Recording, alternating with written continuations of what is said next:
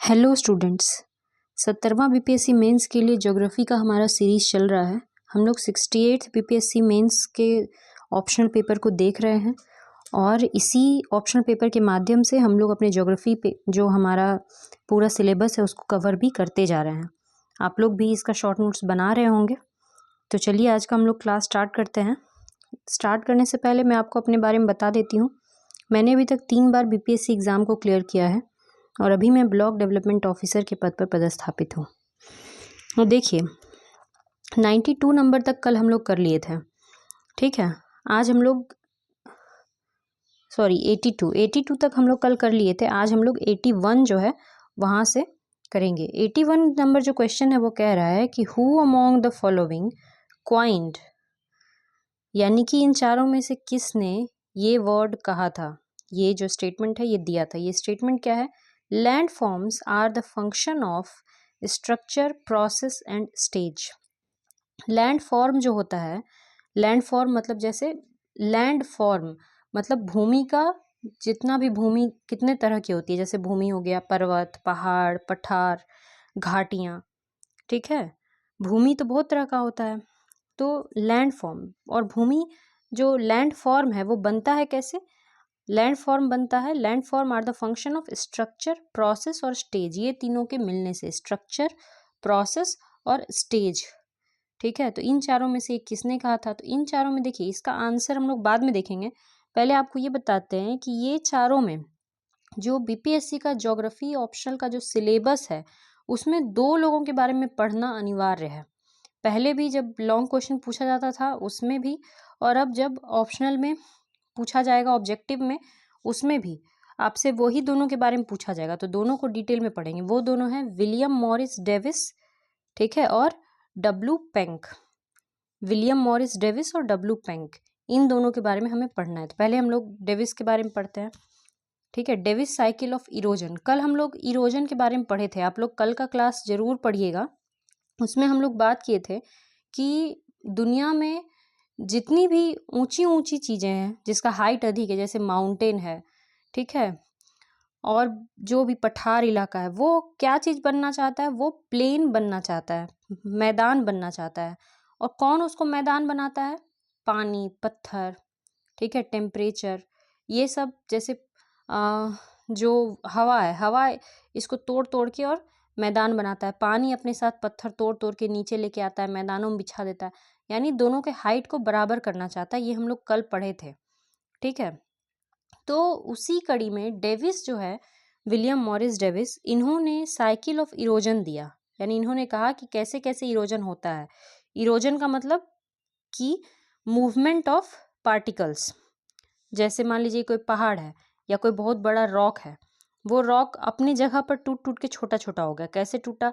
तो मान लीजिए कि उसमें दरार हो गया धूप के कारण, फिर दरार में पानी भर गया, फिर पानी में जो है कुछ पेड़ पौधा उपज गया, उसके उपजने से उसके जड़ों से और बड़ा दरार हो गया। इस तरह से टूटते टूटते कई मिलियंस ऑफ ईयर्स में ये छोटा छोटा टुकड़ा में टूटा। और उसके बाद क्या होगा कि हवा इसको उड़ा के या पानी इसको बहा के लेके गया, तो अपने जगह पे टूटा, यानी कि वेदरिंग। कल के क्लास में बहुत डिटेल में बताए थे। और मूवमेंट हुआ इसका, दूसरे जगह गया, यानी कि erosion.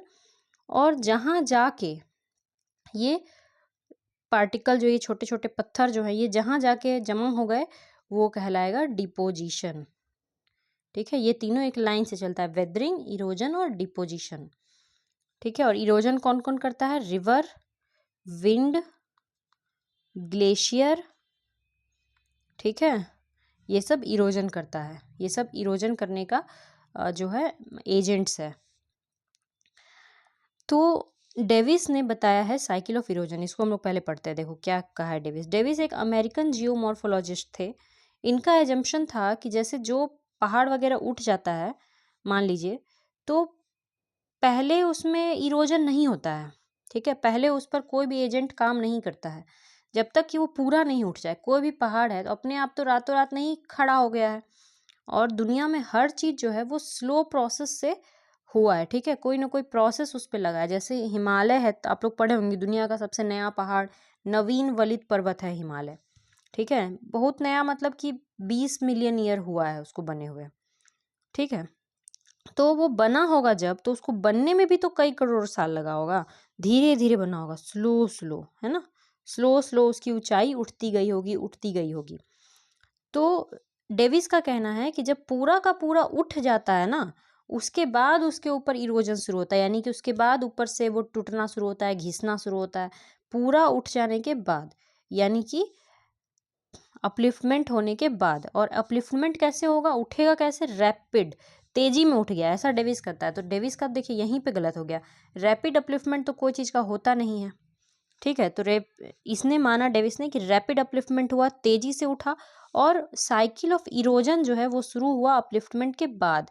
Cycle of erosion begin when upliftment stop, जब उठना रुक गया पर्वत का, ठीक है, पर्वत की हाइट बढ़नी जब रुक गई, तब जाके उसके ऊपर क्या शुरू हुआ, इरोजन शुरू हुआ, ठीक है, तब वो टूटना और घिसना शुरू हुआ, ऐसा डेविस का कहना है।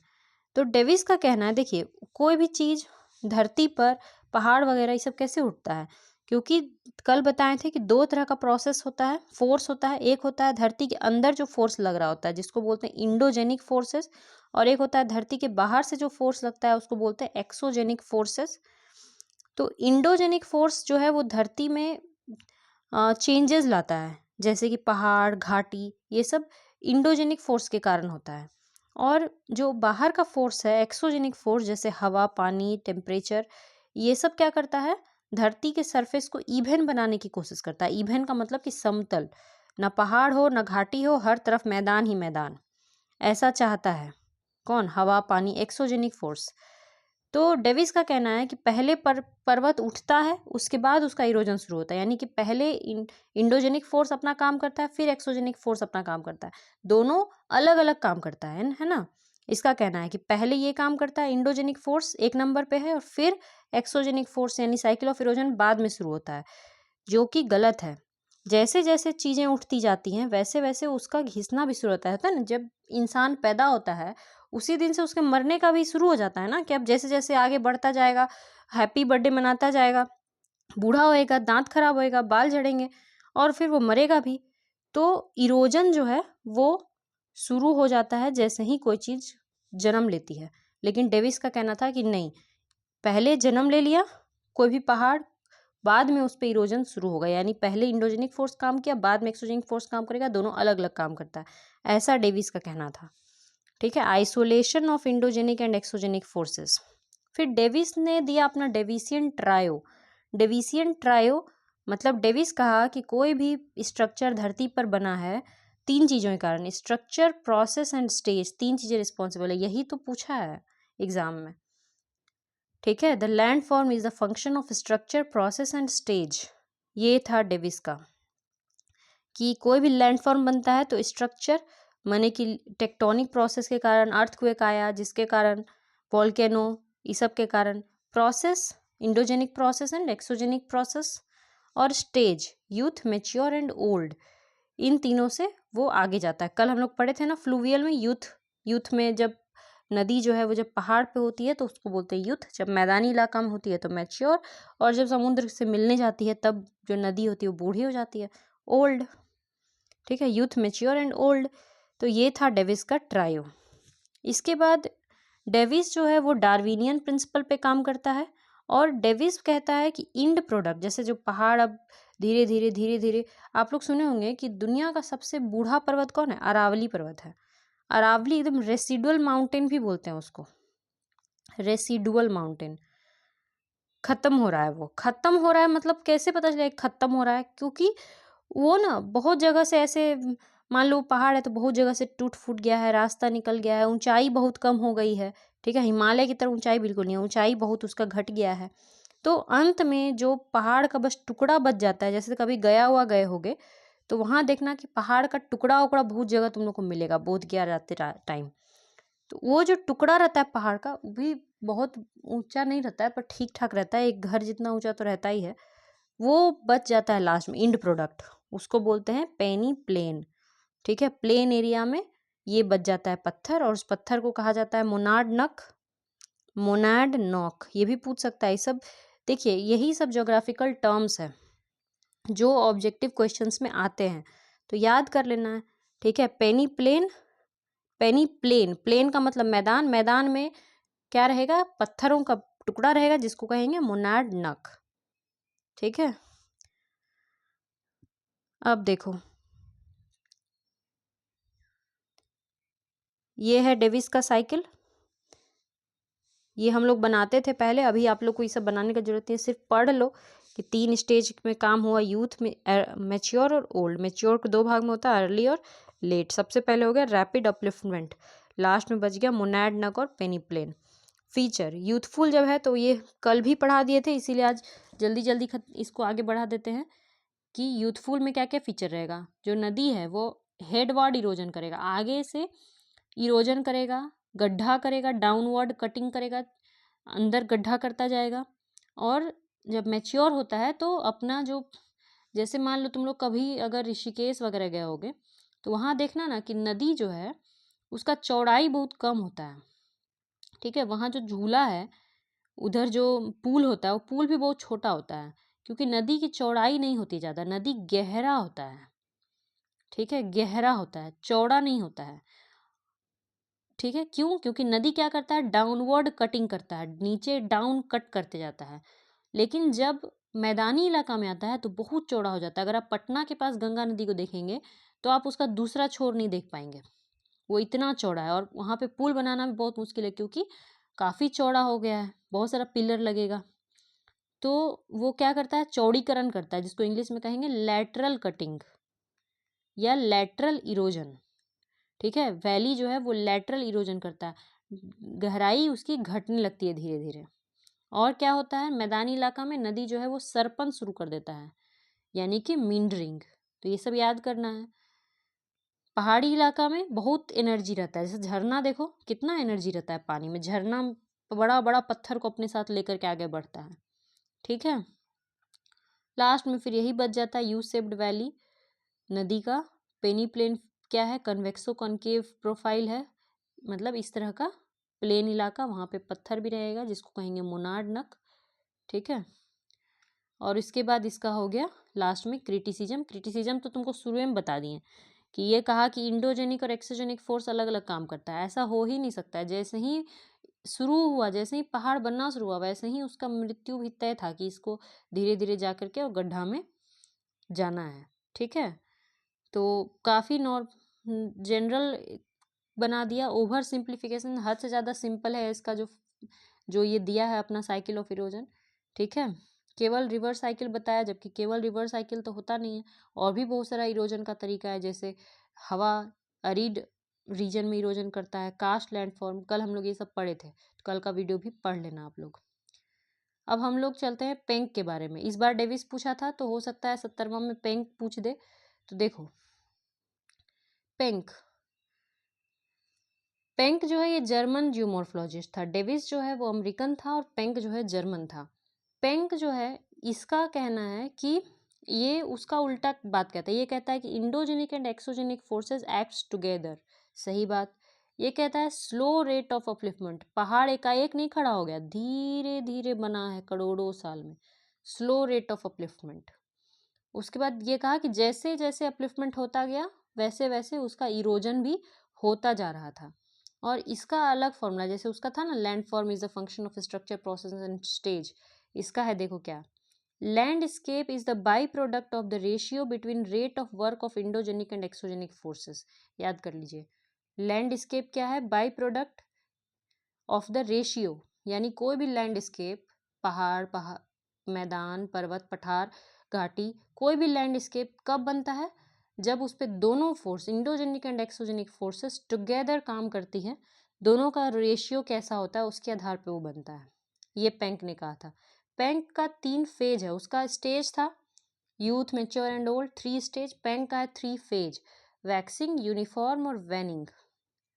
ठीक है, वैक्सिंग फेज, यूनिफॉर्म फेज और वेनिंग। और पेंक कहता है कि पहाड़ जब बनना शुरू होता है सबसे पहले छोटा सा पत्थर है वही धीरे धीरे बड़ा होने लगेगा, तो जो छोटा सा पत्थर है उसको बोलता है ये प्राइमा रम्फ। प्राइमा रम्फ, प्राइम माने सबसे पहले शुरुआत है, प्राथमिक चीज है। और लास्ट में जो इसका पत्थर बच जाता है, जैसे उसमें मोनाड नक बोलते थे, इसमें बोलते हैं इंसेलबर्ग या बोनहार्ड। इंसेलबर्ग पूछा हुआ है, एरिड रीजन में बच जाता है लास्ट में। डेजर्ट वाले इलाकों में, उसको बोन हार्ट भी बोलते हैं। ठीक है, फिर इसका मॉडल, पेंग का मॉडल जो है वो टाइम इंडिपेंडेंट मॉडल है, टाइम पे डिपेंड नहीं करता है, उसका मॉडल जो है वो टाइम पे डिपेंड करता था। ठीक है, तीनों फेज यहाँ पे देख लीजिए आप लोग। सबसे पहले तो प्राइमा रम्फ रहेगा, माने छोटा पत्थर रहेगा, वो स्लो अपहीवल, स्लोली बढ़ेगा ऊपर। फिर आएगा वैक्सिंग फेज, वैक्सिंग फेज में वही सब चीज़ होगा जो उसका यूथफुल फेज में होगा। वैली गहरा होता जाएगा, गहराई बढ़ेगी, वी शेप्ड वैली, जैसे पहाड़ देखोगे इस तरह से रहता है, यहाँ से नदी बहता है, तो ये क्या है, वी शेप का घाटी है, नदी का घाटी, तो वी शेप्ड वैली। ठीक है, कॉन्वेक्स स्लोप, पहाड़ का स्लोप इस तरह से रहता है, इस तरह से कॉन्वेक्स की तरह। उसके बाद वैक्सिंग फेज के बाद यूनिफॉर्म फेज, और फिर आएगा वेनिंग फेज लास्ट में, जहाँ पे अपलिफ्टमेंट खत्म हो जाएगा। अब धीरे धीरे पहाड़ जो है वो क्या होगा, पहले तो अपलिफ्टेड था, अब धीरे धीरे डाउन होना शुरू होगा। लास्ट में क्या बच जाएगा, इंसेलबर्ग या बोन हार्ट्स। तो ये आप लोग याद कर लीजिए। पहले तो पूछता था 50 नंबर के क्वेश्चन में पूछता था डेविस और पेंग के बारे में, और डेविस और पेंग का ये डिफरेंस पूछता था, जो यहाँ पे है देखो, डेविस और पेंग का डिफरेंस। ये जियोमॉर्फोलॉजिस्ट था डेविस, ये पेंग जियोलॉजिस्ट है। डेविस अमेरिकन है, पेंग जर्मन है। डेविस का मॉडल टाइम पे डिपेंड करता है, पेंग का फेज पे डिपेंड करता है, फेज, वैक्सिंग, यूनिफॉर्म और वैनिंग। डेविस कहा कि एक्सोजेनिक फोर्सेस जो है उसको अदर देन रिवर निग्लेक्टेड, सिर्फ रिवर का बात किया। ये सारे फेजेस का बात किया। ये 3 स्टेज है इसका 3 फेज है। रैपिड अपलिफ्टमेंट, पहाड़ का रैपिड अपलिफ्टमेंट, तेजी से अपलिफ्ट होगा, स्लो अपलिफ्टमेंट, दोनों फोर्स अलग अलग काम करेगा, साथ में काम करेगा। मॉडल जो है वो अपलिफ्टेड सरफेस पे तब शुरू होगा इसका तो अपलिफ्टमेंट के साथ ही शुरू हो जाएगा erosion. Land form is a function of structure, process and stage. Land form is the product of the ratio of endogenic and exogenic forces. इसी को आप लोग को पढ़ लेना है। Cycle begin on uplifted surface, बात की यहाँ पे साइकिल इसका शुरू में ही शुरू हो जाएगा। ठीक है, ये लास्ट में पेनी प्लेन बनेगा, इसका लास्ट में बनेगा इंड्रम्फ। मोनैड नग जो पत्थर बचेगा इसका रहेगा इंसेलबर्ग। ये स्लोप डिक्लाइन प्रोसेस है। डेविस का क्या होगा, धीरे धीरे स्लोप जो है वो घटेगा, इसका क्या होगा, स्लोप रिप्लेस होगा। ठीक है, इसी को आप लोग याद कर लीजिएगा यहीं पे, डेविस और पेंग। इसमें थोड़ा सा ही क्वेश्चन, यही सब थोड़ा थोड़ा चीज़ पूछेगा। वैक्सिंग फेज किसका है, स्टेज, यूथ मैच्योर ओल्ड, कौन कौन सा स्टेज होता है, तो ये आप लोग को याद करना है। डेविस का सिस्टम जो है क्लोज्ड अप्रोच है। डेविस कहता है कि बस हो गया, बात खत्म, जो है पहाड़ था, पहाड़ से धीरे धीरे धीरे करके छोटा सा पत्थर बचा, बस बात खत्म हो गया, क्लोज। लेकिन ये कहता है कि नहीं, पत्थर बचा, फिर वो पत्थर बड़ा होगा, फिर पहाड़ बनेगा, फिर धीरे धीरे उस पर वो इरोजन शुरू होगा, फिर वो पत्थर बन जाएगा, फिर बड़ा होगा, यानी ओपन सिस्टम अप्रोच है। ठीक है, इसके बाद हम लोग अब देख लेते हैं क्वेश्चन का आंसर, तो आप लोग समझ ही गए। Landform are the function of structure, process and stage, William Morris Davis. Next आपका क्वेश्चन है, what does tectonic mean. Tectonic का मतलब क्या होता है। टेक्टोनिक मतलब धरती के अंदर जो भी घटनाएं घटती हैं उसको बोलते हैं टेक्टोनिक। प्लेट टेक्टोनिक थ्योरी एक होता है। प्लेट टेक्टोनिक थ्योरी ये बताता है कि जो धरती में ये है, महासागर है और कॉन्टिनेंट है, ये सब कैसे बना, इसकी उत्पत्ति कैसे हुई है। ठीक है, इंडिया जो है वो आज यहाँ पे क्यों है। आप लोग सुने होंगे कि इंडिया पहले साउथ में था, अफ्रीका के पास, उसके बाद वो टहलते टहलते यहाँ आ गया, एशिया से मिल गया, और जब इंडिया यूरेशिया से टकराया, यूरोप से, तभी हिमालय पर्वत की उत्पत्ति हुई। ये सब प्लेट टेक्टोनिक थ्योरी। ठीक है, तो टेक्टोनिक का मतलब होता है movement of the crust, crust का मूवमेंट। ये देखो, इसको थोड़ा सा पढ़ लो, पूछ सकता है, इंपॉर्टेंट है ज्योग्राफी में, प्लेट टेक्टोनिक थ्योरी। मॉर्गन का दिया हुआ है, WJ मॉर्गन। इसका बेसिस है continental drift theory. Continental drift theory मतलब कॉन्टिनेंट जो है वो अपनी जगह पे स्थिर नहीं है, वो इधर उधर क्या कर रहा है, ड्रिफ्ट कर रहा है। जैसे इंडिया जो है वो पहले नीचे साइड में था, यहाँ देखो ये वाला मैप, यहाँ पे इंडिया आपको दिख रहा होगा यूरेशियन प्लेट के पास। पहले इंडिया कहाँ था, यहाँ अफ्रीका के पास, मदगास्कर के पास, और यहाँ से मूव करते करते करते यहाँ पहुँच गया। यहीं यहीं का यहाँ पर गोल होता है ना ग्लोब, तो यही पार्ट यहाँ पर है। तो ऊपर मूव करते करते वो यहाँ पहुँच गया इंडिया, और इंडिया जब यूरेशियन प्लेट से टकराया तो यहाँ पे क्या बन गया, हिमालय पर्वत की उत्पत्ति हुई। तो plate tectonic theory, continental drift theory, इसका कहना है कि कॉन्टिनेंट ड्रिफ्ट कर रहा है। ड्रिफ्ट का मतलब होता है मूवमेंट, कॉन्टिनेंट जो है वो मूव कर रहा है, ठीक है। पहले देखो इसका एक और एग्जाम्पल तुमको दिखाते हैं। ये है अफ्रीका और ये है साउथ अमेरिका। यहाँ पे देखिए ऐसे इस तरह से बना हुआ है और यहाँ पे इस तरह से बना हुआ है, यानी ये वाला हिस्सा इस वाले हिस्से में फिट होता था, जिसको बोलते हैं jigsaw fit. Jigsaw fit, कभी मैप देखोगे तो देख के तुमको लगेगा कि अफ्रीका और साउथ अमेरिका जरूर एक दूसरे से टच में था, ये इसके अंदर फिट होता होगा, यानी ये दोनों सटा हुआ था। उसी तरह से यूरोप नॉर्थ अमेरिका से सटा हुआ था, सब एक दूसरे से सटा हुआ था, ठीक है। और फिर ये क्या हो गया, अलग हो गया, अलग हुआ। अलग होने के लिए बहुत सारा फोर्स काम किया, ठीक है। 2 फोर्स था मुख्य रूप से, तो वो दोनों फोर्स के कारण ये अलग हो गया और अलग होके अलग अलग कॉन्टिनेंट बन गया। इसी को बोलते हैं कॉन्टिनेंटल ड्रिफ्ट, ठीक है। और दूसरा है हैरी हेस का सी फ्लोर स्प्रेडिंग थ्योरी, ये भी याद कर लीजिए। सी फ्लोर स्प्रेडिंग थ्योरी किसका है, हैरी हेस का। सी फ्लोर स्प्रेड माने समुद्र का जो फ्लोर है, जमीन है समुद्र के अंदर, वो क्या कर रहा है, फैल रहा है, स्प्रेड कर रहा है। कैसे स्प्रेड कर रहा है, तो आप लोग को किसी क्लास में मिड ओशनिक रीज के बारे में पढ़ाए थे। मिड ओशनिक रीज का मतलब कि जैसे मान लीजिए ये मैप देखो, यहाँ पे है तुम्हारा क्या है, यहाँ पे अटलांटिक ओशन है। अटलांटिक ओशन में यहाँ पे बीचों बीच बहुत सारा क्या है, आपको वॉल्केनो निकल रहा है, लावा निकल रहा है, ठीक है यहाँ पे। और उस वॉल्केनो के कारण ये क्या हो रहा है, अलग अलग हो रहा है और एक दूसरे से दूर जा रहा है। कौन, ये अमेरिका और यूरोप एक दूसरे से दूर जा रहा है।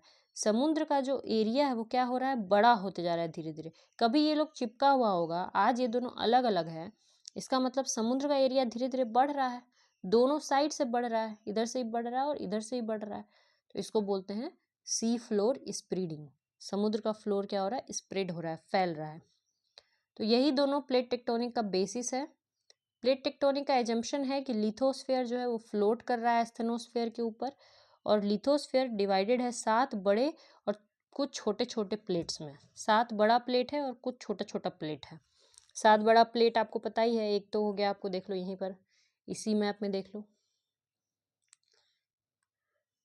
तो एक यूरेशियन प्लेट, एक Indo Australian plate, 2 north American, 3 south American, 4 ठीक है अफ्रीकन, 5 पैसिफिक, 6 और अंटार्कटिका वाला जो प्लेट है नीचे वो है 7।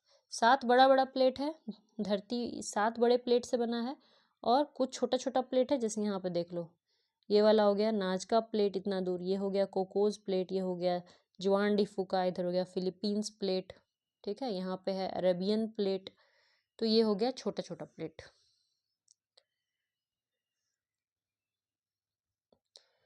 ठीक है। तो थ्योरी है कि लिथो, और ये तो हो गया कि 7 बड़ा प्लेट और 6 और कुछ छोटा छोटा प्लेट, और lithosphere is floating over asthenosphere. Lithosphere जो है वो एस्थेनोस्फेयर के ऊपर फ्लोट कर रहा है। लिथोस्फेयर मतलब यही सब जो प्लेट है, ये जो धरती का ऊपरी जो हिस्सा है प्लेट है, वो किसी चीज के ऊपर तैर रहा है, जिसको बोलते हैं एस्थेनोस्फेयर। तैर रहा है तभी तो ना एक दूसरे से दूर जा रहा है, कभी कभी पास आ रहा है, कभी दूर जा रहा है, तैर रहा है, इसीलिए किस पे तैर रहा है, एस्थेनोस्फेयर के ऊपर। थ्योरी है these plates are in relative motion, ये प्लेट एक दूसरे मतलब मोशन में है, तैर रहा है तो मोशन में है बिल्कुल। Which give rise to 3 type of motion, 3 तरह का बाउंड्री बना रहा है जिसके कारण। पहला बाउंड्री है कन्वर्जेंट बाउंड्री, मतलब जब दो प्लेट एक दूसरे की तरफ आ रहा है, ठीक है, तो क्या कहलाएगा वो, कन्वर्जेंट बाउंड्री। और जब टकराएगा तो क्या होगा, एक प्लेट, जो प्लेट भारी होगा वो हल्का वाले प्लेट के अंदर घुस जाएगा। मान लेते हैं कि ये प्लेट हल्का है तो ये तो ऊपर उठ गया, और जो भारी वाला प्लेट है वो इसके अंदर घुस गया, तो ये वाला प्लेट क्या हुआ, खत्म हुआ। खा गया, ये प्लेट इस प्लेट को खा गया, खत्म हुआ प्लेट, यानी डिस्ट्रक्शन हुआ। तो इस बाउंड्री को डिस्ट्रक्टिव बाउंड्री भी कहते हैं, डिस्ट्रक्टिव, ठीक है, डिस्ट्रक्टिव प्लेट बाउंड्री। कन्वर्जेंट क्योंकि दोनों पास आया तो जो हल्का हल्का था वो ऊपर उठ गया, जो भारी था वो नीचे धंस गया हल्का वाले के अंदर, और क्या हो गया, अंदर चला गया, वो खत्म हो गया और बन गया डिस्ट्रक्टिव प्लेट बाउंड्री, ठीक है। दूसरा, जब दो प्लेट दूर जाएगा एक दूसरे से, ठीक है, एक दूसरे से दूर जाएगा, जैसे कि अभी हम लोग देखें कि अफ्रीका प्लेट और south America plate, Asia plate, Eurasia plate और नॉर्थ अमेरिका प्लेट, जब दो प्लेट दूर जाता है एक दूसरे से, कैसे दूर गया, क्योंकि बीच में लावा निकल रहा है, नया जमीन का उत्पत्ति हो रहा है, जितना दूर जाएगा उतना नया जमीन यहाँ पे बना, ठीक है, तो कुछ नया चीज बन रहा है, दूर गया इसलिए इसको कहेंगे डाइवर्जेंट, डाइवर्जेंट क्योंकि ये एक दूसरे से डाइवर्ज कर रहा है, और यहाँ पे नई चीज का निर्माण हुआ, नया कंस्ट्रक्शन हुआ, इसलिए इसको कहेंगे कंस्ट्रक्टिव प्लेट बाउंड्री, दोनों चीज कहेंगे, डाइवर्जेंट भी और कंस्ट्रक्टिव। और तीसरा तरह का प्लेट होता है कि जब एक प्लेट ऐसे ऊपर जा रहा है मान लीजिए, और दूसरा प्लेट जो है वो नीचे जा रहा है, तो ना तो दोनों एक दूसरे में घुसा, ना तो दोनों एक दूसरे से अलग हुआ, बल्कि एक ऊपर चला गया एक नीचे चला गया, बस रगड़ खाएगा, तो इसको कहेंगे ट्रांसफॉर्म बाउंड्री, ट्रांसफॉर्म या ट्रांसकरेंट बाउंड्री, ठीक है। तो ये तीन तरह का प्लेट बाउंड्री होता है, इसको आपको याद रखना है, कन्वर्जेंट बाउंड्री, डाइवर्जेंट बाउंड्री और ट्रांसकरेंट बाउंड्री। अब देखो, इसको डिटेल में आप लोग को पढ़ना जरूरी है। देखिए, जो कन्वर्जेंट बाउंड्री होता है, यानी कि दो प्लेट जब आपस में मिलता है, तो वो भी तीन तरह का हो सकता है ना। मान लीजिए कि एक कॉन्टिनेंट है और एक ओशन है, एक ओशन है और ये दूसरा वाला कॉन्टिनेंट है, तो हल्का कौन है, कॉन्टिनेंट हल्का होता है, ओशन भारी होता है, याद रखिएगा, ओशन जो है, ओशनिक प्लेट, वो ज़्यादा भारी है, पुराना है, कॉन्टिनेंटल प्लेट हल्का है, तो कॉन्टिनेंटल प्लेट के अंदर ओशनिक प्लेट अंदर घुस जाएगा, यानी ओशनिक प्लेट धीरे धीरे क्या होगा, ख़त्म हो जाएगा, और कॉन्टिनेंटल प्लेट जो है वो उसके ऊपर रहेगा। ऐसा जहाँ पे भी होगा तो क्या होगा, यहाँ पे बहुत सारा वॉल्केनो बन जाएगा, क्योंकि एक प्लेट जो दूसरे प्लेट के अंदर जाता है ना, तो जमीन के अंदर जाके वो क्या बन जाता है, पिघल जाता है, लावा बन जाता है, तो लावा तो निकलेगा ना, तो बहुत सारा वहाँ पे क्या बन जाएगा, वॉल्केनो बन जाएगा कॉन्टिनेंट के ऊपर। इसका एग्जाम्पल है, यहाँ पे देखो तुम, यहाँ पे देखिए आप लोग, ये है पैसिफिक प्लेट, और पैसिफिक प्लेट जो यहाँ देखो ब्लू कलर में, कन्वर्जेंट प्लेट बाउंड्री, कन्वर्जेंट मतलब जब दो प्लेट एक दूसरे के अंदर जाता है, जैसे ये प्लेट इधर मूव कर रहा है और ये प्लेट इधर मूव कर रहा है, तो ये प्लेट इधर जो मूव कर रहा है, तो ये यूरेशिया प्लेट के अंदर घुस रहा है, Pacific plate, Pacific plate oceanic plate है, और यूरेशियन प्लेट कॉन्टिनेंटल प्लेट है, तो पैसिफिक प्लेट क्या होगा कि कॉन्टिनेंटल प्लेट के अंदर चला जाएगा, अंदर जाने के कारण बहुत सारा यहाँ पे लावा होता है, फिलीपींस, जापान, इंडोनेशिया, जितने बड़े बड़े लावा आप लोग नाम सुने होंगे वो सब यहीं पाए जाते हैं, ठीक है। ये जो पैसिफिक एरिया है इसको कहा जाता है रिंग ऑफ फायर, ये कभी भी क्वेश्चन में पूछा सकता है, रिंग ऑफ फायर, आग का पूरा रिंग है ये पूरा इलाका, यहाँ से शुरू होके यहाँ तक, ठीक है, यहाँ से यहाँ तक, ये होता है रिंग ऑफ फायर।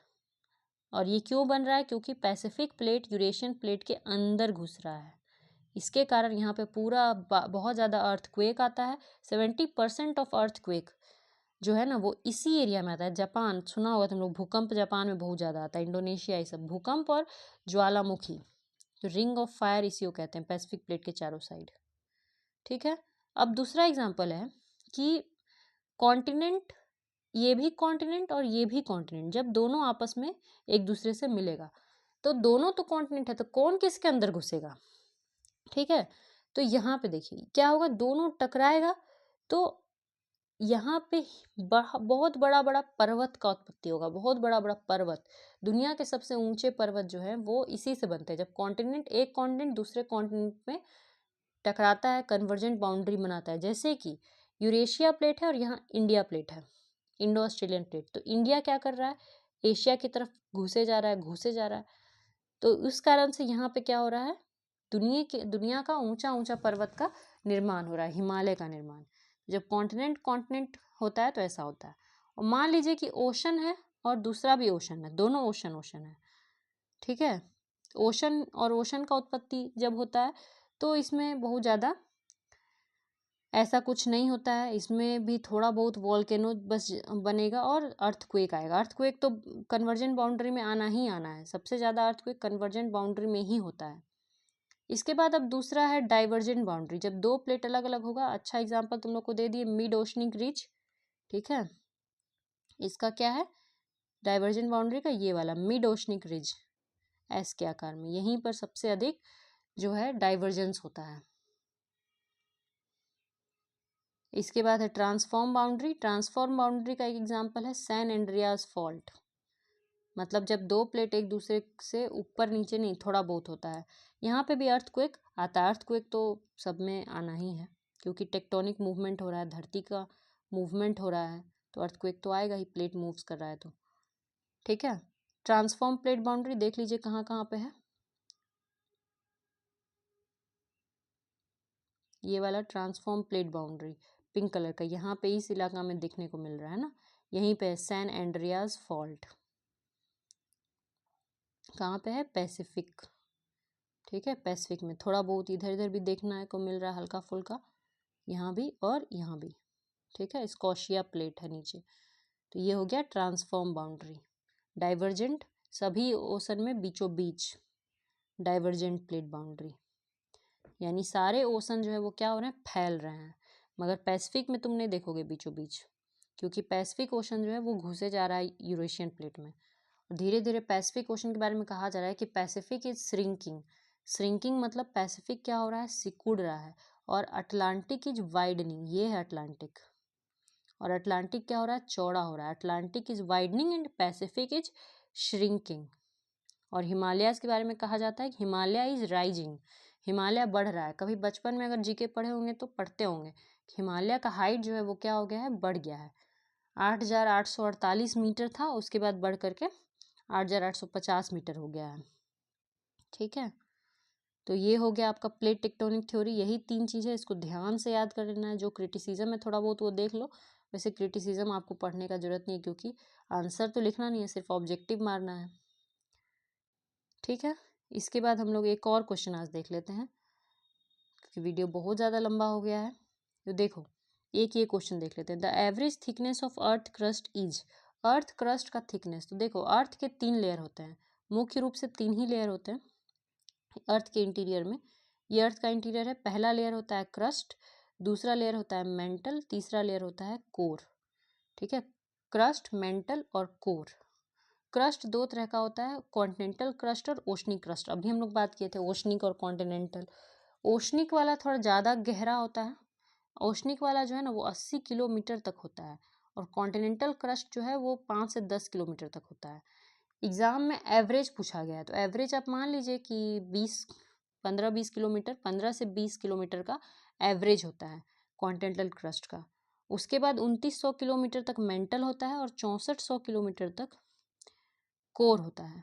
कोर जो है मुख्य रूप से 3 हो गया, और देखो क्रस्ट जो है 2 क्रस्ट हो गया। मेंटल, मेंटल 2 टाइप, मेंटल को भी 2 ही भाग में बांट सकते हैं, एक अपर मेंटल और एक लोअर मेंटल। बीच में ऐसे लिख दिया इतना सारा, upper mantle lower mental. Upper mantle का ही पार्ट होता है एस्थेनोस्फेयर। एस्थेनोस्फेयर लावा की तरह होता है, उसके ऊपर ही लिथोस्फेयर जो है वो क्या हो रहा है, फ्लोट कर रहा है। अभी हम लोग पढ़े थे ना, lithosphere is floating over asthenosphere.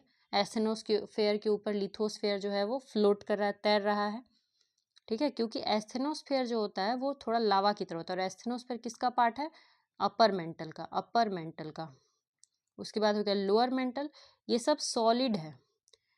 उसके बाद हो गया कोर। कोर भी 2 पार्ट होता है, outer core and inner core. Outer core क्या होता है, लिक्विड स्टेट में होता है, और इनर कोर सॉलिड स्टेट में होता है, ठीक है। बाकी सब सॉलिड है, ये वाला लिक्विड है। एस्थेनोस्फेयर भी थोड़ा लिक्विड है और आउटर कोर भी लिक्विड है। लिक्विड मतलब तुम लोग देखा है लावा, लावा है, ठीक है। इनर कोर जो है वो फिर सॉलिड हो जाता है। तो कभी कभी ये भी पूछता है कि आउटर कोर लिक्विड क्यों है, इनर कोर सॉलिड क्यों है। जबकि जब आप ऊपर से नीचे जाएंगे ना, अगर गड्ढा खोद खोद के आप अंदर घुसेंगे तो क्या होगा, टेम्परेचर बढ़ता जाएगा। अंदर क्या होता है, टेम्परेचर बहुत ही हाई होता जाएगा धीरे धीरे। तो अगर टेम्परेचर धीरे धीरे बढ़ता जा रहा है तो कोई भी चीज़ क्या होगा, लिक्विड में होना चाहिए। मगर आउटर कोर तो लिक्विड है, फिर इनर कोर सॉलिड कैसे हो गया? क्या टेम्परेचर फिर यहाँ पे घट गया? तो ऐसा नहीं, टेम्परेचर घटा नहीं, मगर यहाँ पे जो पार्टिकल्स है ना, वो पार्टिकल को गलने के लिए जो टेम्परेचर चाहिए वो टेम्परेचर नहीं है, इसी कारण से वो सॉलिड स्टेट में है। ठीक है, तो बस ये 3 चीज़ याद रखो। इसमें एक और चीज़ अलग से बता देते हैं। ये देखो, ये हो गया आपका क्रस्ट।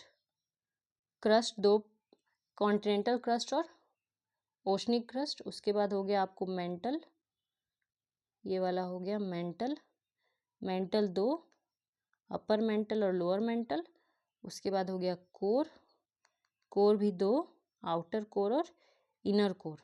ठीक है, अब ये जब क्रस्ट से मेंटल की तरफ जाएंगी, कोई भी चीज़ जब क्रस्ट से मेंटल की ओर जाएगा तो क्या होगा, चेंज हुआ कुछ। ठीक है, डिसकंटिन्यूटी आएगा, चेंजेस आएगा। जैसे जब भी भूकंप आता है ना, तो भूकंप आता है तो उसका जो वेव होता है वो यहाँ पे थोड़ा चेंज हो जाता है, क्योंकि यहाँ पे डिसकंटिन्यूटी है। एक लेयर मूव कर रहा है, फिर दूसरा लेयर शुरू हुआ तो दूसरा, दोनों लेयर के बीच में डिफरेंस है। तो ये जो डिसकंटिन्यूटी है इसका भी नाम है, ये एग्जाम में पूछा जाएगा इसीलिए बताते हैं। सबसे ऊपर है कॉनराड डिसकंटिन्यूटी, पूछा जाए कॉनराड डिसकंटिन्यूटी किसके किसके बीच में, तो क्रस्ट और मेंटल भी हो सकता है या फिर क्रस्ट और अपर मेंटल भी हो सकता है। उसके बाद होता है Moho discontinuity, between upper mantle and lower mantle. उसके बाद होता है Repetti discontinuity, Repetti between lower mantle and outer core या फिर मेंटल और कोर।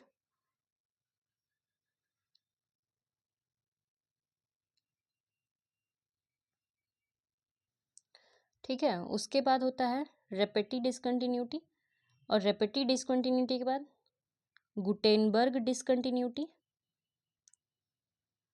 उसके बाद होता है लेहमन डिसकंटिन्यूटी।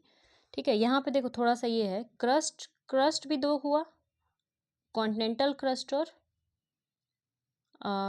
ओशनिक क्रस्ट, या अपर क्रस्ट और लोअर क्रस्ट भी बोलते हैं। तो यहाँ पे यहाँ पे थोड़ा मिस्टेक हो गया है, ये ऊपर से शुरू होगा। ठीक है, ये ऊपर से शुरू होगा। कॉन्टिनेंटल क्रस्ट और ओशनिक क्रस्ट या अपर क्रस्ट और लोअर क्रस्ट के बीच में होगा कॉनराड डिसकंटिन्यूटी। उसके बाद मोहो डिसकंटिन्यूटी, उसके बाद रेपेटी डिसकंटिन्यूटी, उसके बाद गुटेनबर्ग डिसकंटिन्यूटी, उसके बाद लेहमन डिसकंटिन्यूटी, आउटर कोर और इनर कोर के बीच में। तो ये आप लोग याद कर लीजिएगा। ठीक है, कॉनराड, मोहो, रेपेटी, गुटेनबर्ग और लेहमन डिसकंटिन्यूटी। कोई ट्रिक आता होगा आप लोग को तो ट्रिक से याद कर लीजिएगा कि कैसे इसको याद करें। ठीक है, तो ये हो गया आपका पूरा। अभी हम लोग उस क्वेश्चन को फिर से देख लेते हैं कि क्या पूछा गया था। यहाँ पे था कि the average thickness of earth crust is, earth crust का एवरेज थिकनेस कितना है, तो इसका आंसर होगा 15 किलोमीटर। ठीक है, क्योंकि जो ओशनिक कॉन्टिनेंटल क्रस्ट होता है वो 5 से 10 किलोमीटर का होता है, और जो ओशनिक क्रस्ट होता है वो 20 से 80 तक भी होता है, कहीं 20 किलोमीटर कहीं 30 किलोमीटर, इस तरह से। तो दोनों के बीच में हम लोग को रखना है, इसीलिए 15 किलोमीटर एवरेज थिकनेस होता है। और टेक्टोनिक का मतलब होता है क्रस्ट का मूवमेंट। इसके आगे बाकी क्वेश्चन हम लोग कल करेंगे। ठीक है, या फिर शाम को कोई वीडियो आ सकता है उसमें हम लोग कर सकते हैं। तब तक आप लोग पढ़ते रहिए। All the best for exam. Thank you very much.